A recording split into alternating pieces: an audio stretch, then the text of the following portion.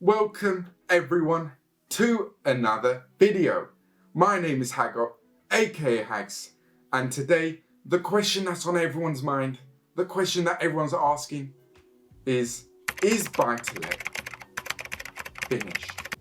Is it the end of it? Is it time that we move on to something else?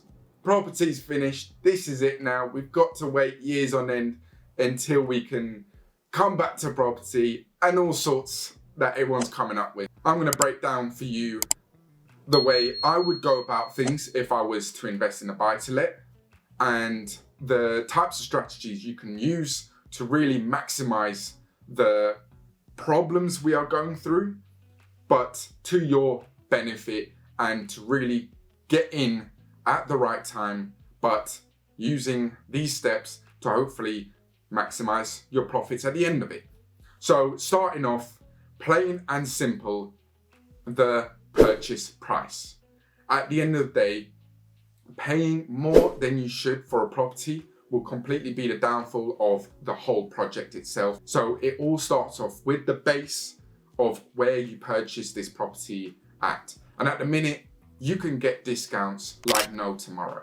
There are properties out there, especially properties that need doing up. The ones that I've done up, of course, you don't need to go down that route anyway. But the ones that need doing up, this is your time to get your hands on something amazing and something you can really add value to, especially when people aren't really going for this type of property in this current climate.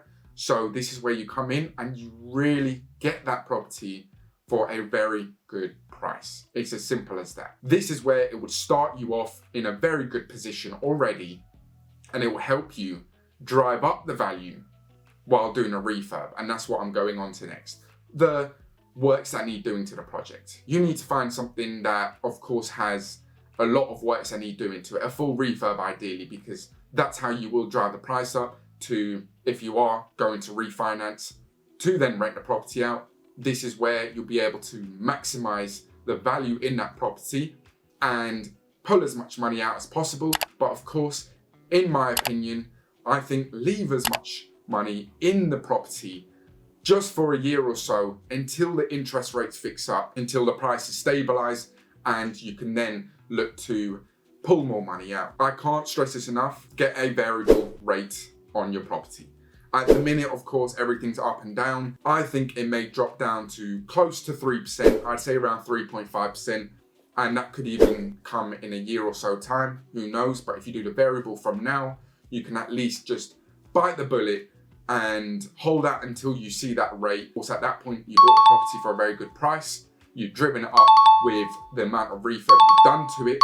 And then, of course, you will fix it in at a lower rate. So ultimately, you've balanced everything out. All you've done is purchase the property now and waited some time till the interest rates go back down again to a reasonable amount. And as for the property itself, doing up, etc., there's a lot of ways where you can really maximize the profits from it. And that comes down to possibly Airbnb. You can do up the property with really good standard. You can let it out on Airbnb, spare rooms, etc., and really profit from that rather than just a standard buy-to-let and renting out to a family. But of course, using the Airbnb strategy, if it doesn't quite work out the way you like, you need a cushion, of course. And that could be then moving to a standard residential buy-to-let. And of course, the next strategy, which it looks like a lot of people are going down this route, is renting the property out room by room basis. And of course, that will maximize your profits hugely.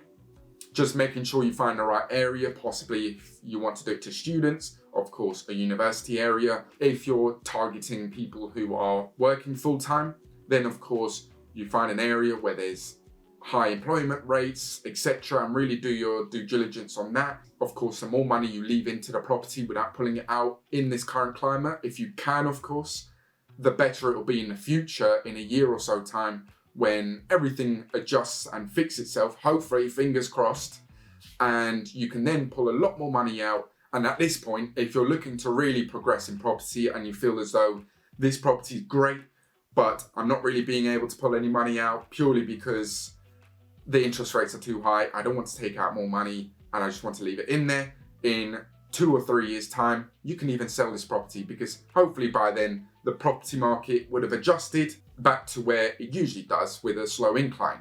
So that's another possibility. And then you can from there get 2 or so properties, because of course you bought it for a very good price. There's always a way around going about buying property in any market in itself. Of course, it comes down to having the funds and knowing that you'll be able to put it into a property for 2-3 years, possibly, if you're looking to rent it out. You can even find flips in this current climate. I'm doing that as we speak. So again, it all comes down to how much you're buying the property for, how much refurb is needing done to it, and of course, knowing the end value may not be as high as last year, but it's good enough where you make a nice little pocket of change at the end of it. So let me know what you think. Are you purchasing properties in this current climate? Let me know down below. Are you sitting on your hands and waiting? Again, let me know. But drop a like if you enjoyed this video. I've been Haggot, aka Hags. Don't forget the name. And I'll catch you in the next